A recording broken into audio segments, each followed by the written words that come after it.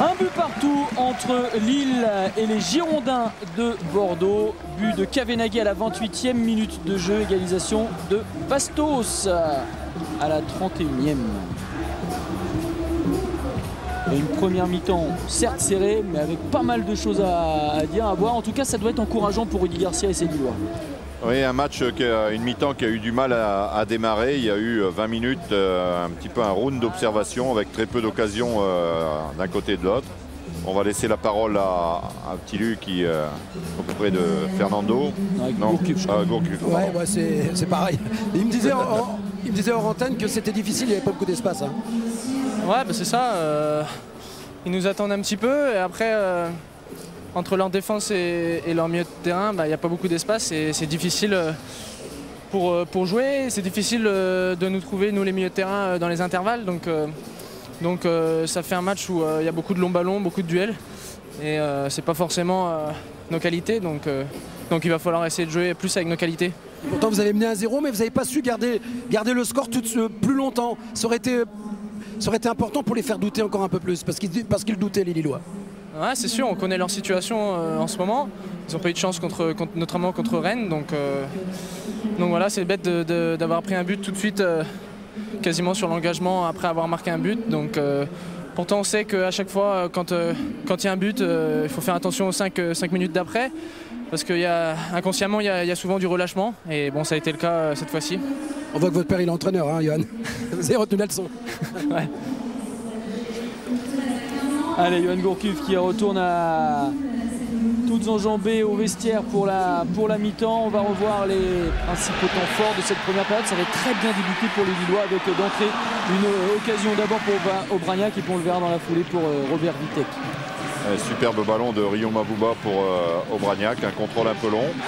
Et puis derrière, cette touche et ce ballon mis en retrait par Vitek pour Aubragnac.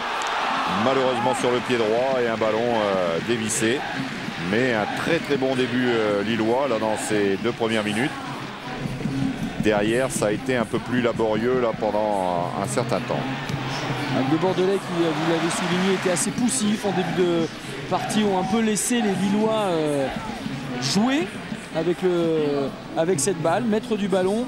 Et puis petit à petit, les choses ont changé avec l'impulsion de Diego, Placente, notamment avec Gourfranc, avec Wendel. Et puis on a tenté de plus en plus de frapper de loin parce que c'était impossible de passer dans cette surface de réparation. Oui, ce que disait Johan Gourcuff, c'est-à-dire très peu d'espace et il faut vraiment jouer très juste dans ces petits intervalles. Et on voit là le but de Bordelais, un long ballon, ce qui est reproché un petit peu Johan Gourcuff. Mais sur ce duel gagné par Fernando, ballon qui tombe sur la poitrine de Kavenaghi. Ballon qui rebondit et une superbe frappe coup du pied plongeante qui roule les filets de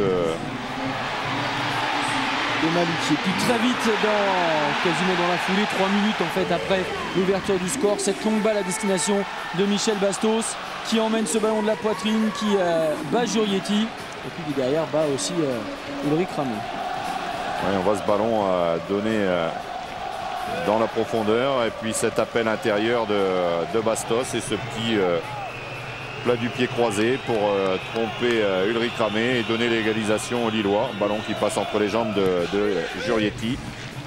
Et puis là, ce superbe exploit de Bastos, prise de balle de la tête, ce qui n'est pas aisé. Et puis cette frappe un peu trop enlevée qui aurait pu donner l'avantage aux Lillois juste avant la mi-temps.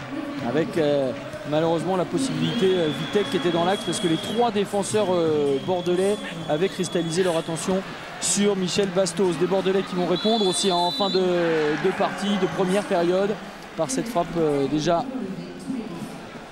de Kavenaghi.